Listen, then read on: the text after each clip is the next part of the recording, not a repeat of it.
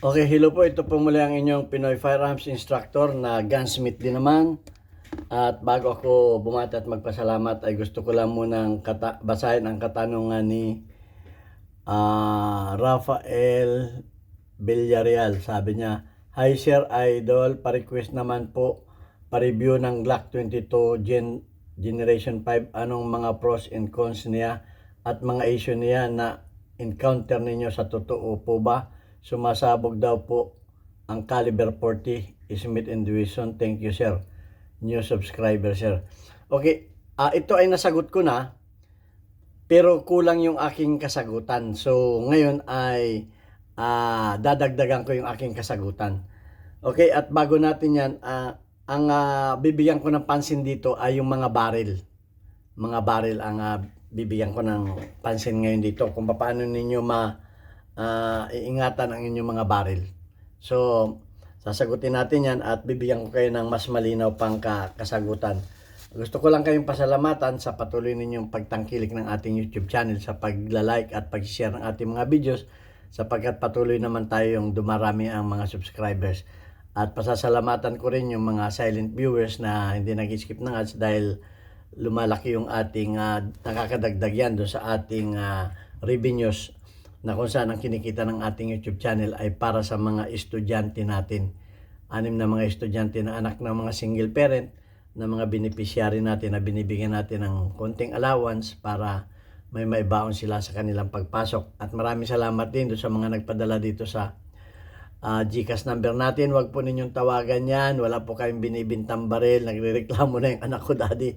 Ang daming tumatawag sa akin, bumibili ng baril. Wala po kami binibintang baril. Anak ko po yan, tresurera ko.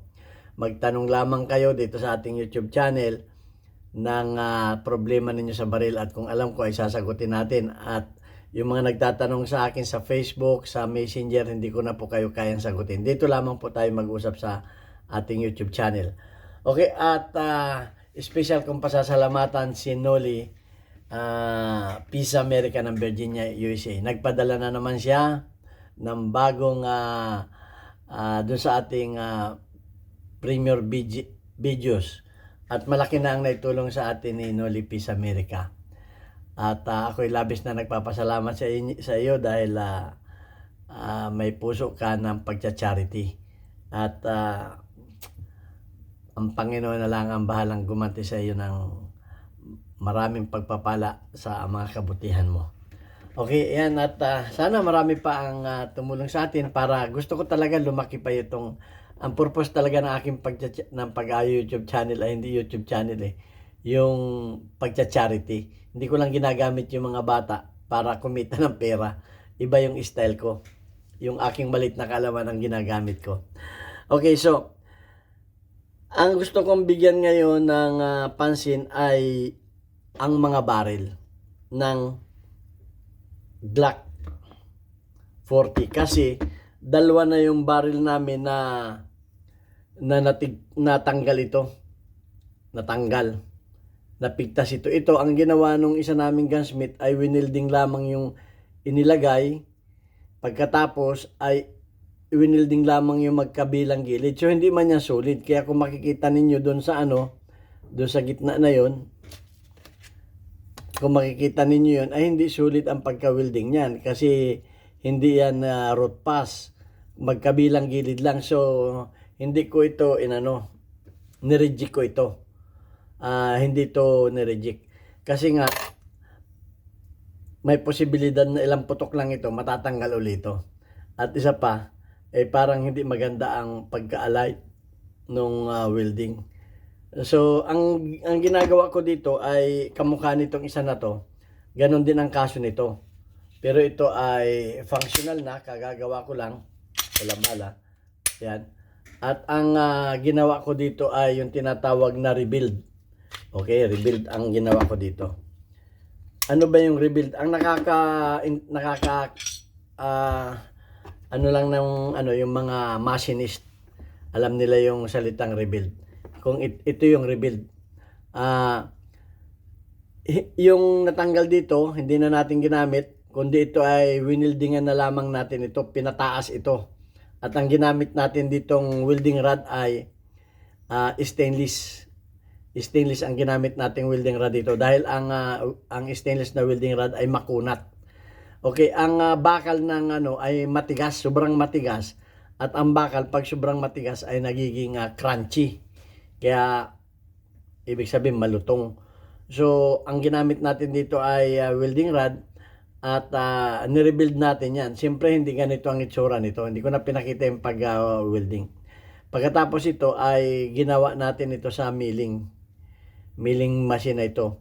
Pero itong mga loob na ganito ay pwede kayong gumamit ng mga ganito. Ang ginagawa ko dito ay ito ang iniipit ko sa gato. Iniipit ko ito sa vise at itong mga loob na ganito, yan ang ginagamit ko diyan sa ganyan. Ayan ganon. Ito ang nakaipit ito ay naka-stationary dahil ito ay mahirap kontrolin at mabigat. So, ito ang sinusubok ko diyan. So, kaya ko na ano yan. At yung mga ganitong pamamaraan ay optional. Kasi nga, mahal ang baril. Kung wala pa kayong pambili ng baril, nag-iipon pa kayo, pwede ninyong gawin ganito. So, pwede naman itong DIY kung kayo ay matyaga na gumamit ng kikil. Okay?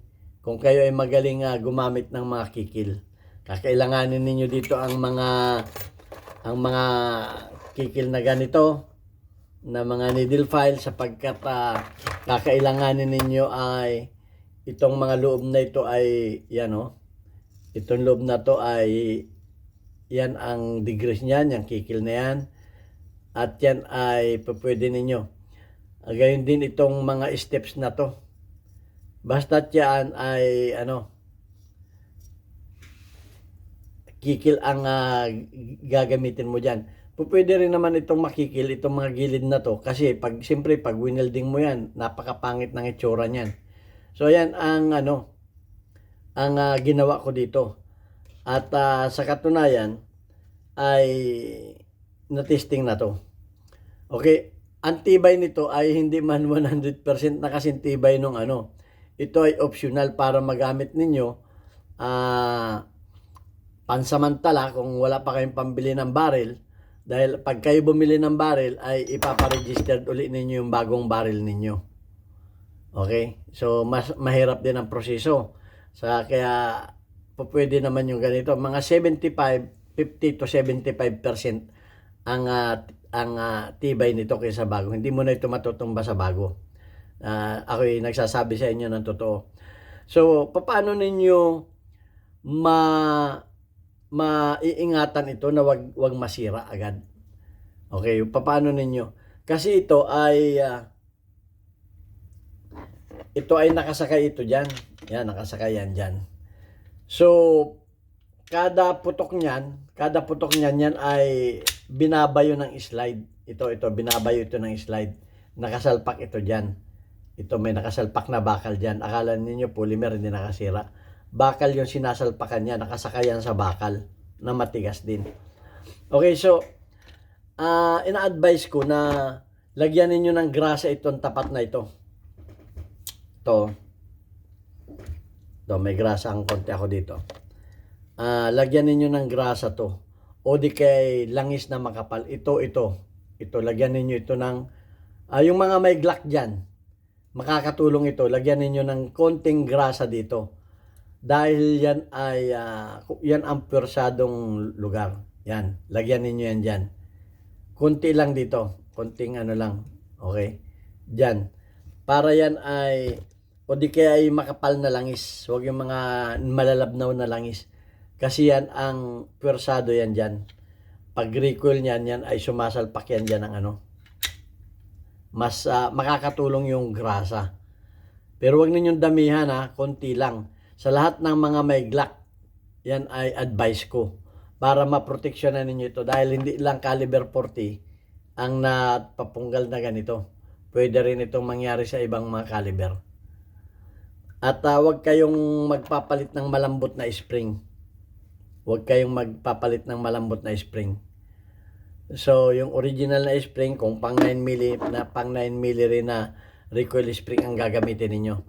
So ayan ang yan ang advice ko sa inyo para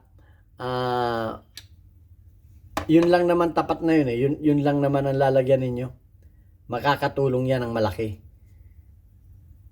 At siyempre, pag kayo naglinis, ay pag nilinis ninyo, lalagyan ulit ninyo bago pag inassemble ninyo. Yan ang isa kong advice sa mga may Glock. Okay? So, ito naman ay optional dahil nga mahal ang barrel. Mahal ang barrel ay pwede ninyong gawin yung ganyan. Pwede ninyo para hindi naman yung inyong mga barrel ay magamit pa. Okay? Dahil ang barrel ay alam ko napakamahal. At hindi lang yan nangyayari sa mga Glock. Ito namang isa ay CC97B caliber 45 auto. At nangyayari din ito sa mga CC75. Okay, kamukha nito. Ito ay napunggal din yan. Yan ay nilagyan ko lamang ng glue. Okay? Bakit ko nilagyan? Pero nilagyan ko yun ng glue para hindi gamitin. Reference yan.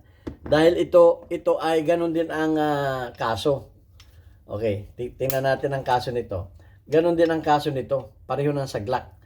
So,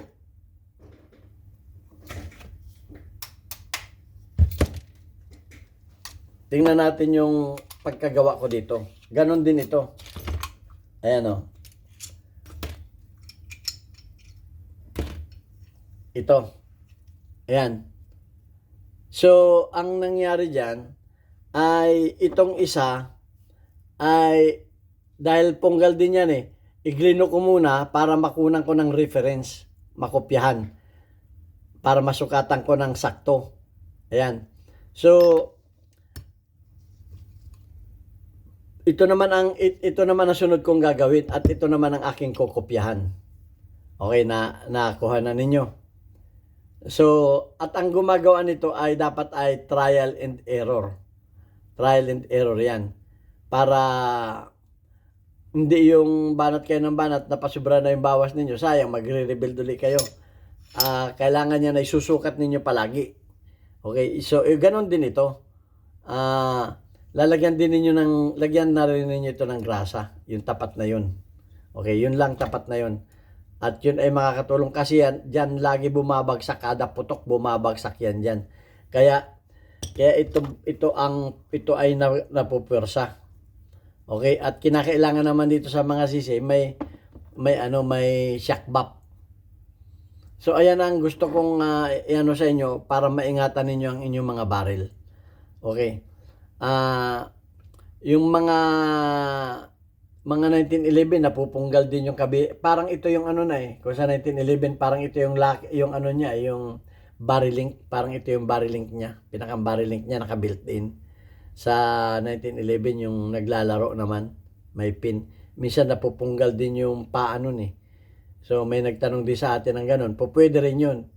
I-rebuild kung may crack, kung may na yun, i-rebuild yun at imamasin ng panibago. Kung paano ang paggawa nitong Glock, ganun din ang paggawa nito. Parehas. Ito lang, ang ginamit lang dito ay round file. Kasi rounded ito. Round file ito. At dapat importante rin na meron kayong caliper para masukat ninyo ang taas niyan. Ayan. So, ang paggagawa nito ay practice lang. Okay, para importante may pansukat kayo. Okay, bago ninyo halimbawa, wala kayong makukopyahan, bago ninyo ito weldingan, iglo muna ninyo at kunan ninyo ng kapal, ito, kunan ninyo ito ng sukat, lahat ng sukat na pwede ninyong kunan, ilista ninyo para bumalik sa dating sukat. Okay, so ayan. At yun lamang ang gusto kong ipaabot sa inyo na merong option pag nasira yung mga ganyan.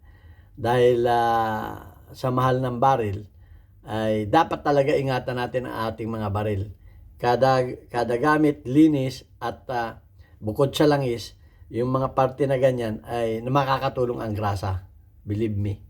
Okay, so, kaya ito, yung minsan, yung mga naglilinis sa amin, ay hindi ko na na-inspeksyon. Hindi na rin nila nalalagyan. So, dahil nga tayo ay busy rin. So, importante sa atin, yung may dagdag na protection sa ating mga baril. Okay, so ayan ang gusto kong iparating sa inyo, na ingatan natin yung ating mga gamit.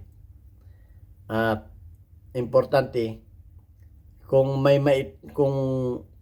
maidadagdag tayo para mapatibay pa o maingatan yung ating mga baril, ay walang masama kung gagawin natin. Okay, ito ang inyong Pinoy Firearms Instructor. At bago ko banggitin yung ating mga bagong weekly spotlight natin, ay gusto ko lamang i-shout out ang mga taga Pinamalayan Oriental Mindoro. Meron po kami diyan bagong burger house sa Alvarez Street, Pinamalayan Oriental Mindoro. Yan yung dati kong machine shop. Nagtayo yung aking bunsong anak ng Papa Burger. Siya, franchise ng Papa Burger. At puntahan ninyo yan. Sabihin lamang ninyo na subscribers ko kayo at buy one take one. Makakakuha kayo. Maraming salamat sa inyo. Alvarez Street, Pinamalayan Oriental Mindoro. Shout out sa aking mga kababayan. Okay, at ito na ang ating mga community spotlight. Weekly highlights of your most engaged audience members, including your top commenters. Si Rag Ferns ay may 56 engagement. Si Nueva Prepare ay may 18 engagement. Si GR, si Tiodoski ay 49 engagement. Si Daniel Di Guzman ay may 16 engagement. At si Tommy Aparachi ay perfect, may 100 plus na engagement. Okay, shout out kay Rag Ferns, shout out kay Nueva Prepare, shout out kay Tiodoski, at shout out din kay Daniel Rag Di Guzman, at shout out kay Tommy Aparachi. Okay, welcome po kayong lahat sa ating YouTube channel. God bless us. Thank you very much.